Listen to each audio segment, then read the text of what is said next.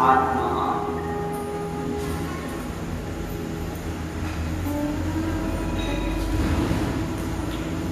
ये मानव जन्म बड़ा दुर्लभ होता है। दुर्लभो मानुषो देहो देहिनां क्षणभंगुर। एक तो ये मनुष्य जन्म दुर्लभ है और दूसरा क्षणभंगुर है। कब तक रहेगा ये कहा नहीं जा सकता।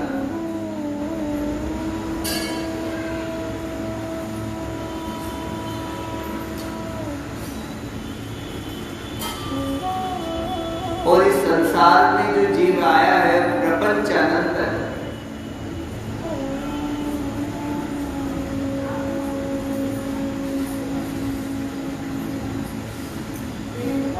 चौरासी लाख योनियों में भटकते हुए इस जीव को भगवान ने मानव शरीर दिया।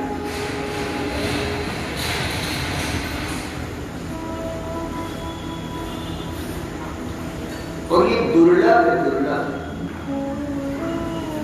ऐसे नहीं मिलता। ये तो भगवान ने कृपा करी जो हमको सुलभ करा दिया। देहमाद्यम सुलभम सुदुर्लभम।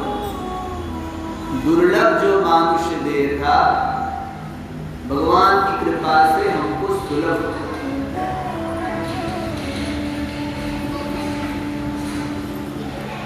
हीरा बड़ा दुर्लभ है, सबको नहीं मिलता। पर यदि धनवान आपका मित्र हो या माता पिता हो तो फिर वो सुलभ हो सकता। ये मनुष्य जन्म हीरा है और दुर्लभ है। तो भगवान हमारे पिता है, सर्वेश्वर है। उन्हीं की कृपा से ये हमको प्राप्त हो गया। इसमें हमारा अपना कुछ प्रयत्न नहीं है। हम तो अपने कर्मों के अनुसार 84 लाख योनियों में निरंतर भटक रहे हैं। कभी कीट पतंग बन रहे हैं, कभी पशु पक्षी बन रहे हैं, कभी कुकर सुकर बन रहे हैं, पता नहीं क्या क्या हम बन रहे हैं। और एक बार नहीं, अनेकों बार। कई बार हम कुकर सुकर हो गए, कई बार पशु पक्षी मृगादी हो गए। ये बनते जा रहे हैं। इन्हीं में हमारा जीवन 84 लाख योनियों में निरंतर भटकते हुए जीव के ऊपर जब कृपा प्रभु करते हैं तो उसको ये जो दुर्लभ मानुष देह है ये प्रदान करते हैं।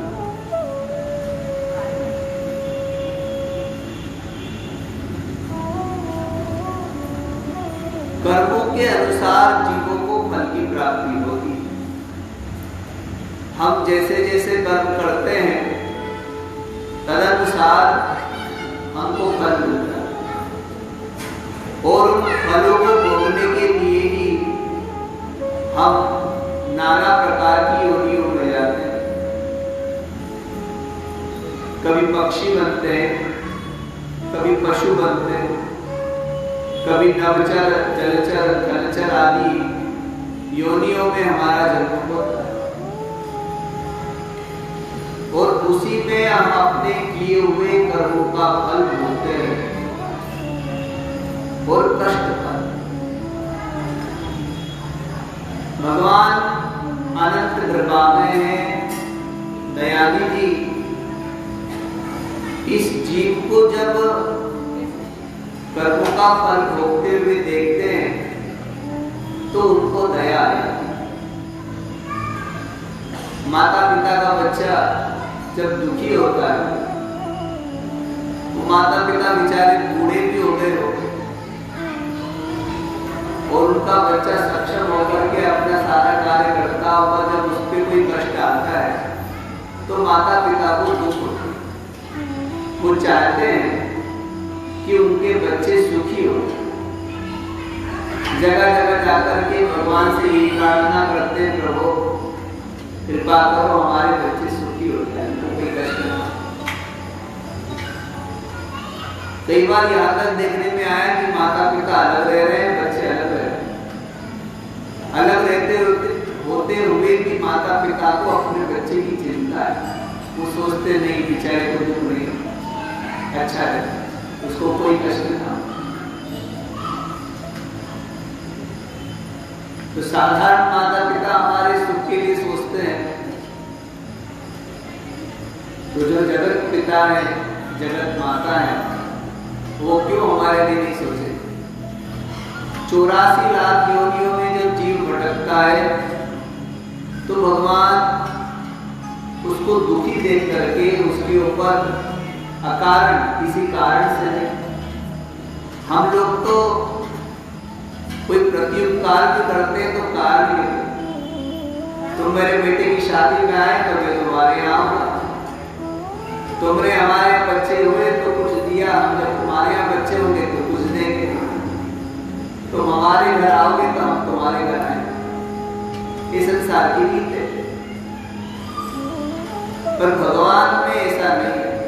वो ये कभी नहीं सोचते कि इसने मेरे लिए कुछ किया कि नहीं किया, कोई कारण नहीं। भगवान कृपा करने के लिए कारण नहीं, अकारण करुणा निधि है भगवान। भगवान का नाम है अकारण, बिना कारण से कृपा करना। तो वो जीवों को जब भटकते हुए देखते हैं तो अकारण ही उसके ऊपर कृपा करते हुए, जो अत्यंत दुर्लभ है, वो चीज दे देते। बच्चा जब परेशान हो उसकी माँ के पास पे जाए, अब माँ तो सबको दे चुकी, उसके बाद में भी जब बच्चे को दुखी देखती है तो कोई बहुमूल्य चीज भी होती है तो वो दे देती है, ले तेरे काम आ जाए, तेरे दुख अगर दूर हो जाए इससे तो ले जाए इसको। तो भगवान जीव के कल्याण के लिए उनके पास में जो सबसे दुर्लभ है वो मनुष्य तन, मनुष्य योनि में इसको ला करके मिला। पर एक विडंबना ये है कि ये क्षणभंगुर है। कब तक हम इसमें रहेंगे, ये हमारे साथ रहेगा, ये कहा नहीं जा सकता। दुर्लभो मानुषो देहो देहिनाम क्षणभंगुर, क्षणभंगुर।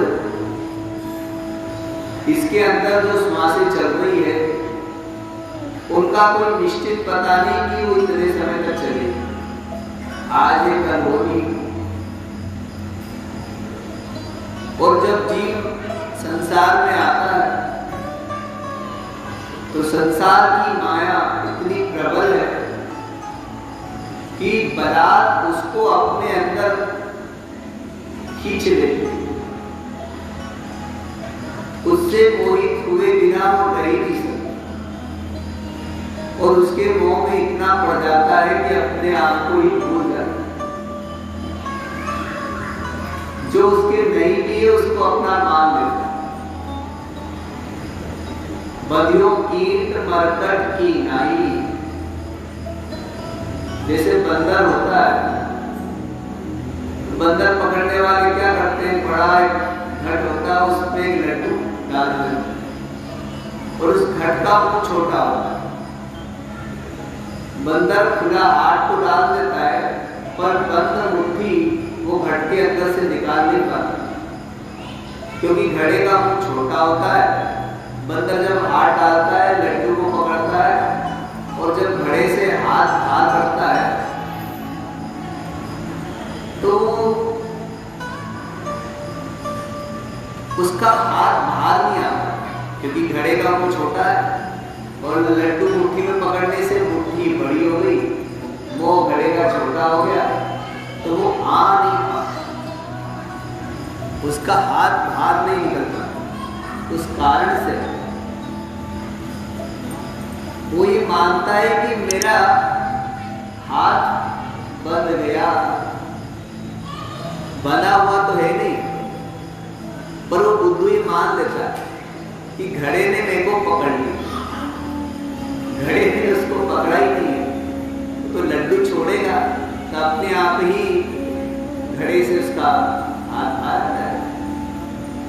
पर लड्डू नहीं छूटता, हमसे भी लड्डू नहीं छूटता संसार, इसीलिए संसार के घड़े के अंदर हम बंधे हुए, इससे मुक्त नहीं होता।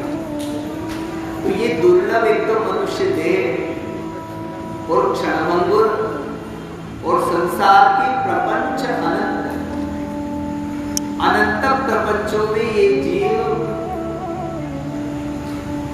पड़ा हुआ। कहते हैं ना, सामान्य भाषा में कहा जाता है लेना एक ने देना दो, फिर भी दूसरों की बातें कर रहे हैं, उनका भरण पोषण कर रहे हैं जिससे उनको कोई फायदा नहीं होना, फिर भी कर रहे हैं। संसार में हम आए, जिस काम के लिए आए उसको भूल गए, उस प्रपंच में फंस गए, उस दलदल में फंस गए जहां से निकला कभी जा ही नहीं सकता। उस अविनाशी ईश्वर की तरफ हम नहीं जा पा रहे हैं, जहां जाने के बाद में अनंत सुख की हमको प्राप्ति हो। एक राजा था, उसकी एक कन्या थी, एक कन्या थी उसके पास में। उसने एक बहुत ही सुंदर बगीचे का निर्माण किया, नाना प्रकार के उसमें फुलवारियां लगवाई, नाना प्रकार के फल लगवाए, और उसको और सुंदर करने के लिए उसने वहां पर नाना प्रकार की चीजें भी रखी। उस बगीचे तक पहुंचने से पहले जो चौराहे से शुरू होता था वो रोड, उसके ऊपर भी उसने बहुत सजावट करवाई और जगह जगह नाना प्रकार की वस्तुओं की दुकानें लगवाई। और उसने नगर में डंडोरा पीट दिया कि जो सुबह 5 बजे से लेकर के शाम को 5 बजे तक मुझे ढूंढ लेगा, मैं उसको अपना राज्य भी दे दूंगा और अपनी कन्या भी दे दूंगा। सब कर गए, कौन नहीं चाहता राज्य पाना। और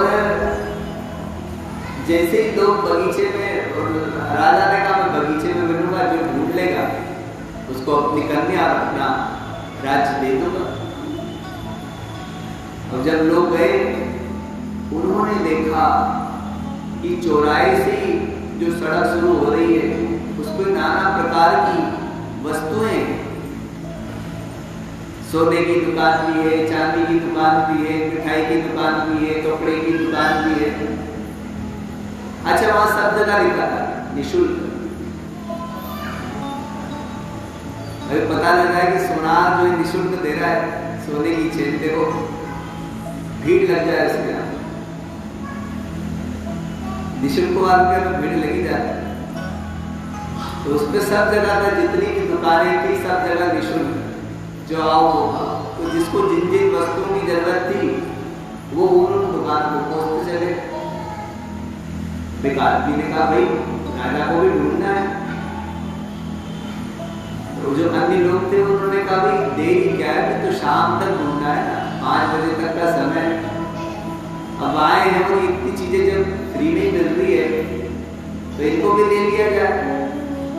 तो भाई सोने की दुकान पे गया, उसको जो चीज अच्छी लगी वो ले ली उसने, चांदी वाले से चांदी ले ली, मिठाई वाले के वहां पहुंचा, जो मिठाई उसको अच्छी लगती वो ले ली, कपड़े वाले की दुकान पे पहुंचा तो उसको जो कपड़े अच्छे लगते थे वो निकलवाए, कपड़े वाले की दुकान पे जाने वाले पूरे ढेरों कपड़े निकलवा।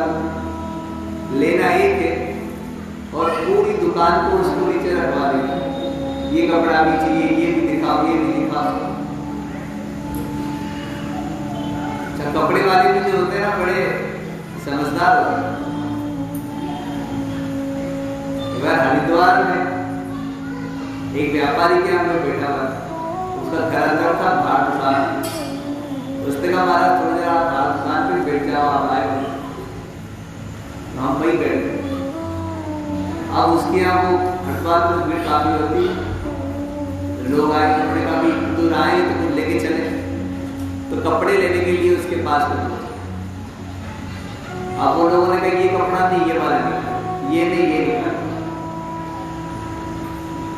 उसके पास कोई थान का काम था तो कपड़े के थान कर 20-25 थान उन्होंने निकलवाए होंगे और एक थान में से कुछ मीटर कपड़ा। उन्होंने कहा ये बहुत अच्छा है। तो वो वे दरवाजे के किनारे बैठा था।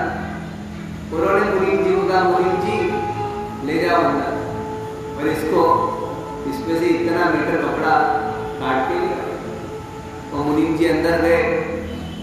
मैंने देखा उन्होंने थान बदल दिया और दूसरे थान में से कपड़ा काट करके उसी रंग का उनको दे दिया। तो वो जो चाह रहा था वो मिल जाए ये भी मुश्किल ही है। यहाँ तो क्या था कि जो उसकी इच्छा हो मिल जाए। तो जो जितने भी लोग थे सब अपनी इच्छा के अनुकूल वस्तुओं को लेते रहे। शाम 5 बजे तो सिपाही लोग आए, उन्होंने सबको बगीचे से बाहर कर दिया। जाओ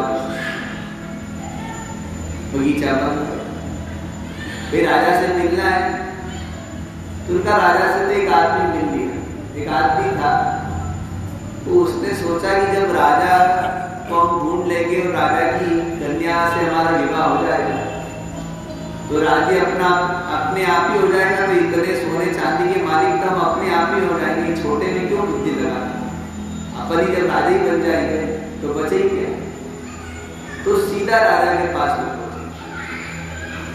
अभिप्राय ये है कि भगवान रूपी राजा है और ये संसार रूपी बगीचा उन्होंने इतना सुंदर बनाया है जिसके अंदर हमको उनको ढूंढना है।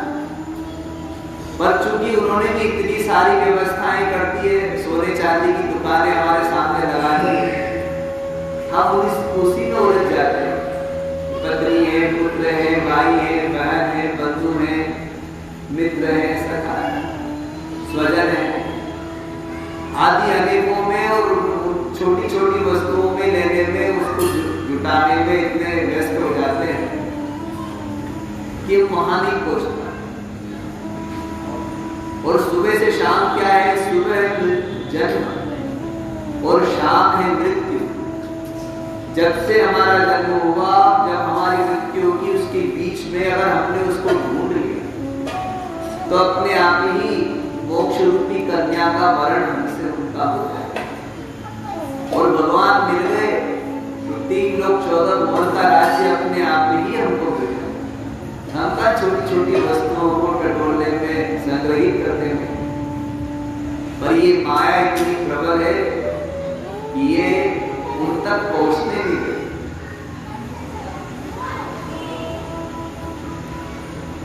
सब्जी मंडी में जाओ तो सब्जी वाला बोलता है कि ये सब्जी मेरी सबसे अच्छी है, वो उस वाली भी अच्छी है। कपड़े की दुकान पे जाओगे तो कई कपड़े के बाजार में देखो, वो कपड़े वाले कहते हैं मेरा बाल सबसे अच्छा, वो उस वाले का भी इतना अच्छा है। ग्राहक भी बड़े चतुर होते हो, भले से उसने नहीं बोला फिर भी कहेंगे अगर उसने 8 रुपए बताया तो ग्राहक बोलेगा सामने वाला तो 6 में दे रहा था और तू 10 बता रहा। तो व्यापारी सस्ता कुछ भी हो जाए, ठीक है भैया 4 में ले जा, अपनी चीज में लगा। माया भी वैसी ही, माया कभी नहीं चाहेगी कि वो अब उसको छोड़ करके भगवान की तरफ चले। इसलिए नाना प्रकार के प्रलोभन आदि हमको दिखाते हैं। तो ये एक तो मनुष्य जन्म दुर्लभ है और उसमें भी एक क्षणभंगुर है। कब तक हमारे जीवन में श्वासें हैं कह नहीं जा सकता, आज है कल होना। और उसमें भी भगवान के प्रति हमारी आस्था बढ़ पाना, अपने कल्याण के लिए सोचना, ये बहुत दुर्लभ है। दुर्लभम त्रयमेवैतत् देवानुग्रह हेतुकम्। भगवान अनुग्रह करते तो 3 चीजें जो दुर्लभ हो गए।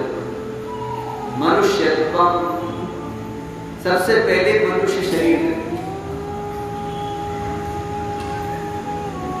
और मनुष्य बनने के बाद में मुमुक्षुत्वम, अपने कल्याण की भावना हमारे अंदर आना ये भी दुर्लभ है। मनुष्य तो वो आतंकवादी भी तो मनुष्य ही होते हैं, पर अपने कल्याण के लिए क्या सोचते हैं? कभी सोचते हैं कि हम नरक में जाएंगे कि स्वर्ग में जाएंगे, जो हम कर रहे हैं उसका क्या फल होगा? नहीं, कभी अपने कल्याण के विषय में सोचते ही। वो तो मनुष्य होकर के पशुवत जीवन ही है। पशु को अपने कल्याण की चिंता ना है।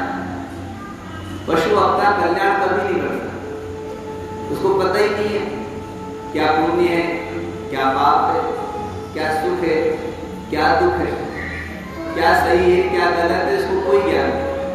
मनुष्य को होता है, पर अंदर से भगवान के प्रति आस्था, श्रद्धा, विश्वास पैदा होना, अपने कल्याण के लिए सोचना, पाप पुण्य को जानते हुए कर्म करना, ये भी बड़ी दुर्लभ बात है।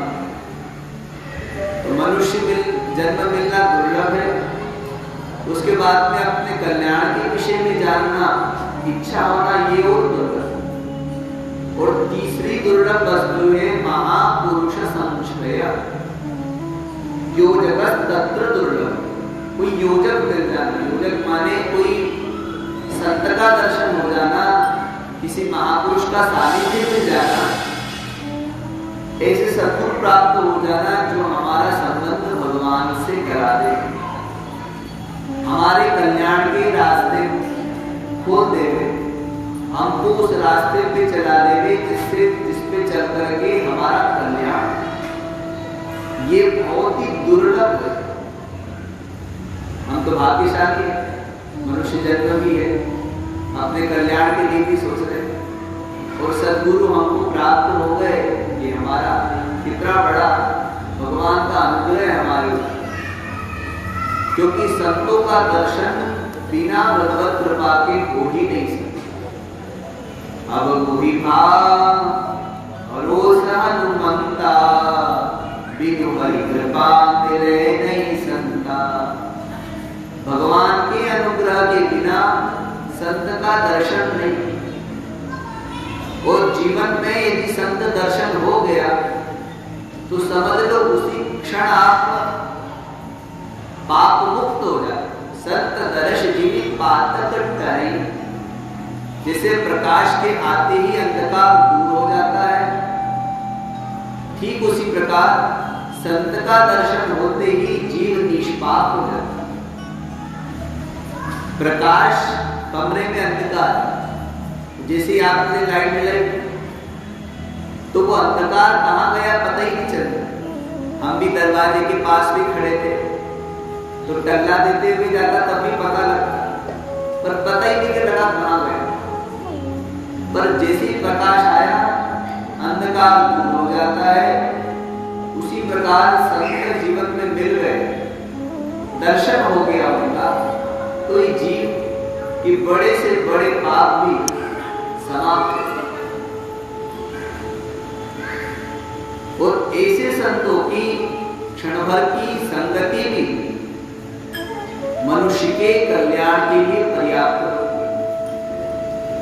भगवान ने अपने प्रसन्न होने के साधन शास्त्रों में कई प्रकार के बताए, पर सबसे जल्दी यदि भगवान किसी साधन से प्रसन्न होते हैं तो वो है सत्संगति, संत के सानिध्य में जाना। संतों के सानिध्य में बैठने मात्र से भगवान प्रसन्न होते हैं। सत्संगति का बड़ा प्रभाव पड़ता है। सत्संगति यदि हमको प्राप्त हो गई तो ये हमको विश्वास कर लेना चाहिए कि फिर हमारा कल्याण होगा ही होगा। उसमें अविश्वास की तो कोई बात ही नहीं होगा। संग का इतना प्रभाव होता है कि हम कब भगवान के प्यारे हो जाते हैं, उनके प्रेमी बन जाते हैं, हमको भी पता नहीं चलता। और सत्संग श्रद्धा से हो चाहे अश्रद्धा से हो, कैसे भी हो कल्याण करता है। एक डाकू था, तो बचपन में उसने अपने बच्चों को अपने गुण धर्म सिखाया। जो जिस तरह का होता है अपने बच्चों को संस्कार उसी प्रकार के देता है। वो डाकू था तो वो डाकू के संस्कार उसने बच्चों को दिए। तो क्या करना क्या नहीं करना ये संस्कार उसने अपने बच्चों को सिखाया। तो डाकू एक दिन कहने लगा अपने बच्चों को कि बेटा जहां भगवान की पूजा अर्चना हो वहां कभी मत जाना, और सत्संग में तो गलती से भी बहुत पहुंचे। तो यदि कभी चले भी जाओ तो कान बंद कर लेना, वो अपने लिए हानिकारक है। दो डाकू और एक चोर ने अपने बच्चे को संस्कार दिए कि सत्संग में जाना मत, यदि चले जाओ तो कान बंद कर लेना, नहीं तो वो शब्द जो पड़ेगा वो हमारे लिए विषकर है, हानिकारक है, वो कभी मत पढ़ने दो। एक ही बात को कई बार उन्होंने सुनाया, बच्चों ने उसको रख लिया, वो मान लिया कि सत्संग में जाना पाप। उसने कहा सत्संग में जाना पाप है, वहां मत जाना। बच्चों ने पूछा पुण्य क्या है? चोरी करो, डाके डालो, ये सब जो है पुण्य के काम ही करो। बच्चे सीख गए। एक दिन क्या हुआ कि उन लोगों ने राजा के चोरी करी और कोई ऐसा कीमती सामान चुरा लिया जिसका दंड मृत्यु दंड है। उस अपराध का दंड कोई बात कर रहा है, आवाज आ रही है।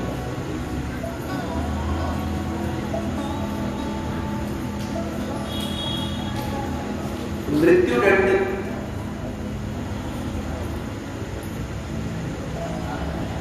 अब राजा ने अपने नगर में कहा कि भाई जो उस वस्तु को लेकर के आएगा उसको मैं अपना राज्य दे दूंगा। कौन लाए पता ही नहीं चलेगा। जहाँ डाकुओं का घर था ना, चोरों का घर था, वही बगल में एक नर्तकी भी रहती है। वो सामने आवाज कर रहे थे। वो नर्तकी को पता लगा कि इन लोगों ने, वो जानती थी चोर लोग,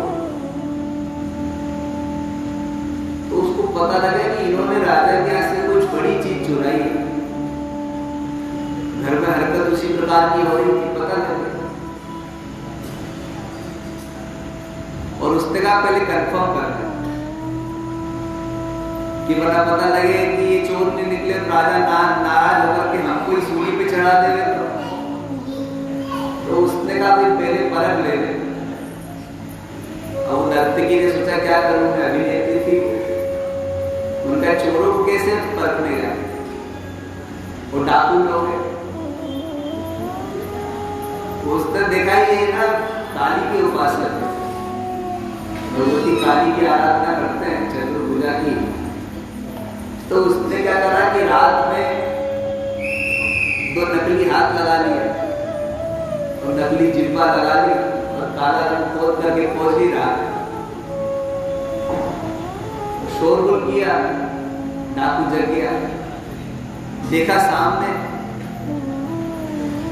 क्या अपराध हो गया, भगवती आ गई। वो क्रोध में डाकू भी जग गया, परिवार आ गया, हाथ जोड़ के खड़ा हो गया। तो पूछने लगे कि मां क्या अपराध हो गया।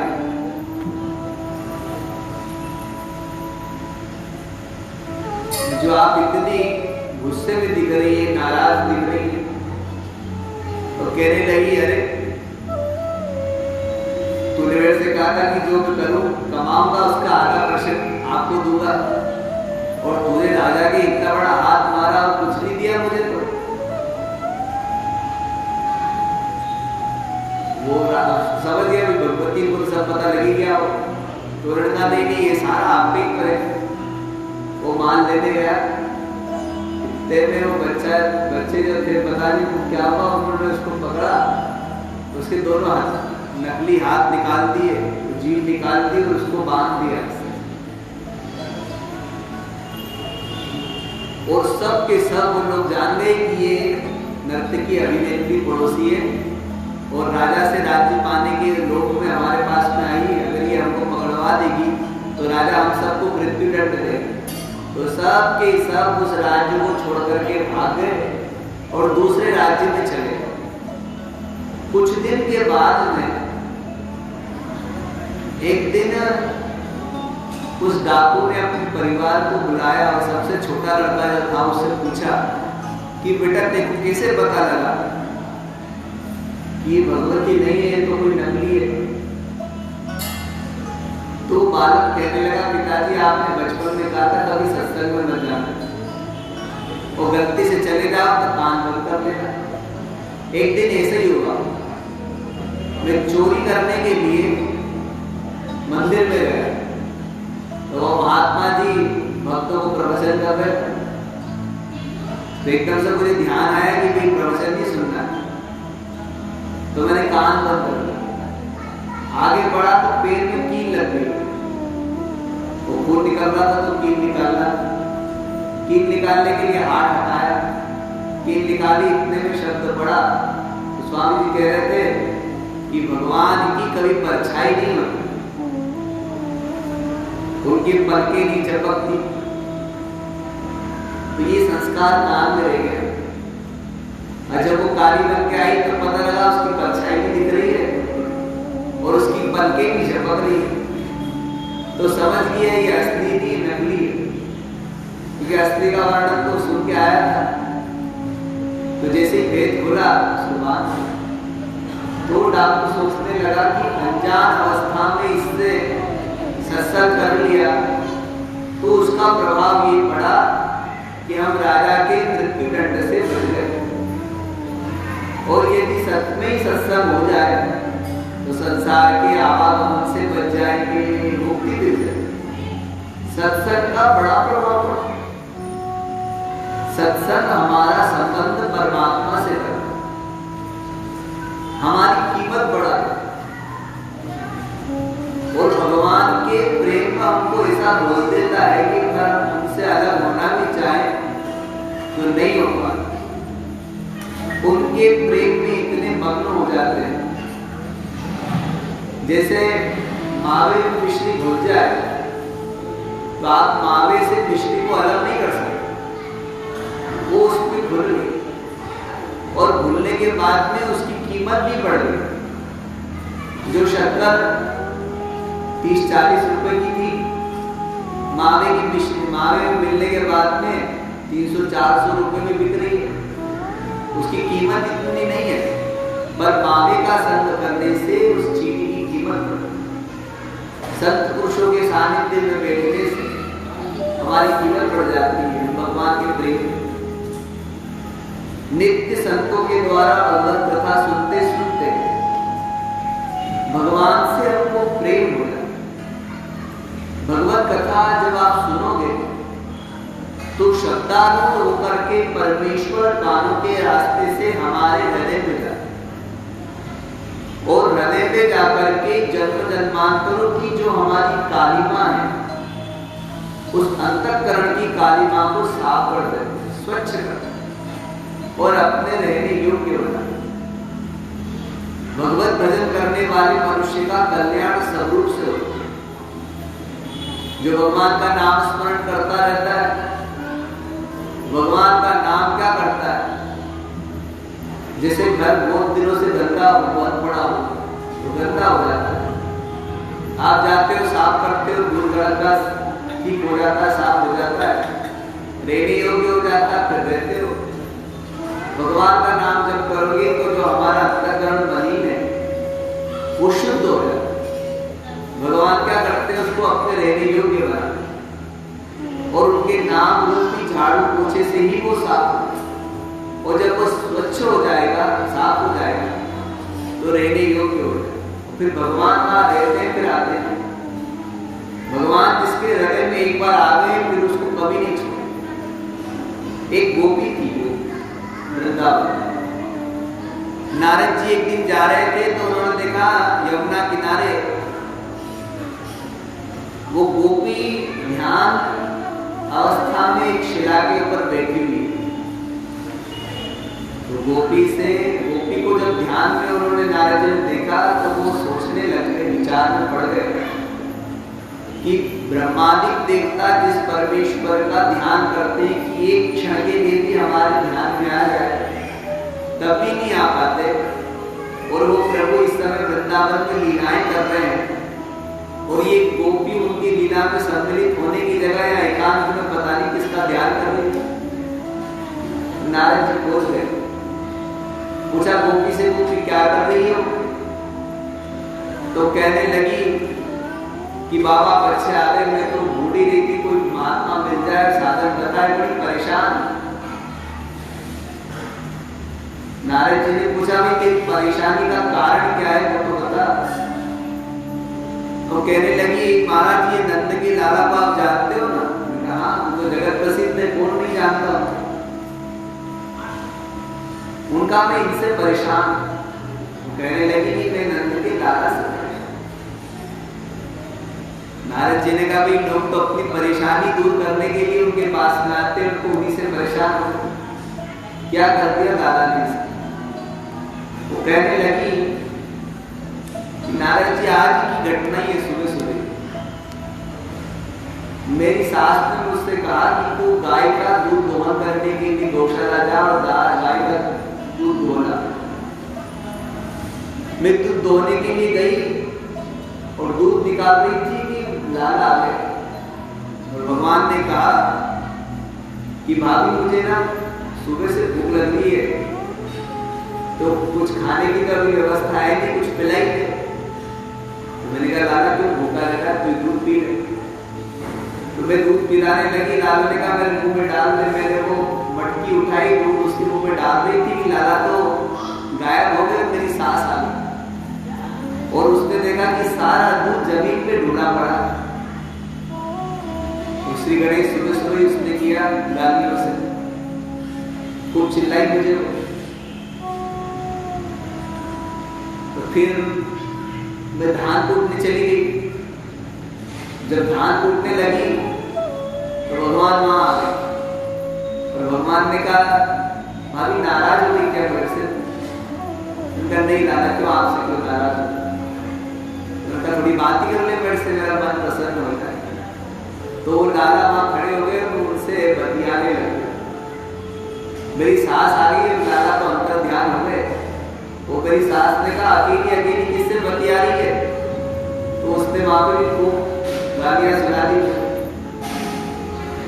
कहने लगी ना तो धान दूंगा ना दूध हुआ, कम से कम पानी भर रहा यमुना से। तो यमुना में पानी भरने के लिए आई, मटका पड़ा था, तो मैंने जल तो भर लिया पर उठ नहीं रहा था। लाला आ गए तो मैंने कहा लाला तनिक हाथ लगा दो इसको। कहने लगे हाँ भाभी क्यों नहीं, अभी लगा देते। तो वो मटका उठाने लगी और लाला तो अंतर ध्यान हो गया, मटका वजन के कारण उठा दिया और उड़ गया। अब मुझे चिंता बन, घर जाऊंगी तो सास 100 गालियां और सुनाई। तो पहले ध्यान कर रही कि ये जो मन में लाला बैठ गया ये निकल जाए, तब घर के काम हो नहीं रहे और सुबह से श्री गणेश चल रहा है और ये लाला जो है परेशान था। तो पहले लाला निकल जाए तब घर के काम। एक बार भगवान हृदय में आ गए तो फिर वो छोड़ने वाले नहीं। और यही जीव के कल्याण के लिए कि परमेश्वर की अनुभूति अंदर हृदय में हो जाना, उनका प्राकट्य हृदय में हो जाना। और सबसे अच्छा तो ये कि जीवन में मरने से पहले कुछ ऐसे काम कर जाओ जिससे आपको भगवत प्राप्ति हो। ये मानुष जन्म लेना हमारा सफल हो जाए, ये जीवन धन्य हो।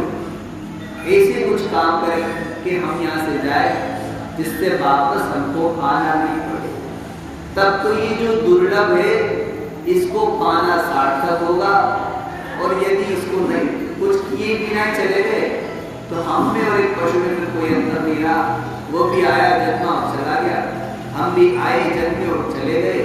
तो जाने से पहले कुछ काम ऐसे कर जाओ जिससे हमारा कल्याण हो जाए, भगवत प्राप्ति हमको हो जाए। श्री राम जय जय राम।